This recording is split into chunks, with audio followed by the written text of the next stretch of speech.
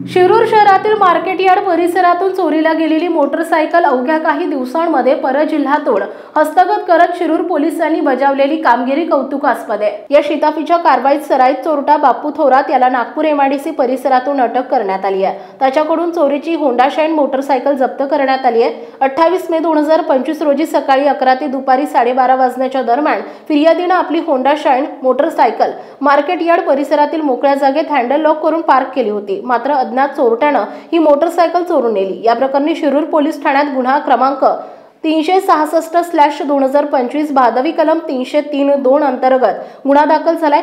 Motorcycle चोरीच्या वाढत्या घटनांना आळा घालण्यासाठी शिरूर पोलीस निरीक्षक संदेश केंजळे यांनी विशेष तपास पथक स्थापन केले। पोलीस उपनिरीक्षक शुभम चव्हाण यांच्या नेतृत्वाखालील पथकानं शहरातील CCTV फुटेज आणि तांत्रिक विश्लेषणाचा आधार घेत आरोपीचा माग काढला। तपासात बापू थोरात हा सराईत चोरटा असल्याचं उघड झालं।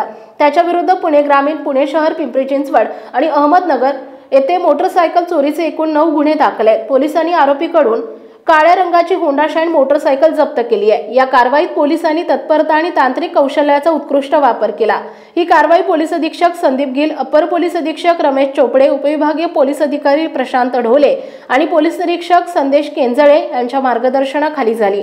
पोलीस उपनिरीक्षक शुभम चव्हाण यांच्या नेतृत्वाखालील पथकात पोलीस हवालदार नाथसाहेब जगताप, अक्षय कळमकर, नितेश थोरात, विजय शिंदे, नीरज पिसाळ, सचिन भोई, निखिल रावडे, रवी काळे, रवींद्र आव्हाड आणि अजय पाटील यांनी महत्त्वाची भूमिका बजावली। पुढील तपास पोलीस हवालदार शिवाजी खेडकर करत आहेत।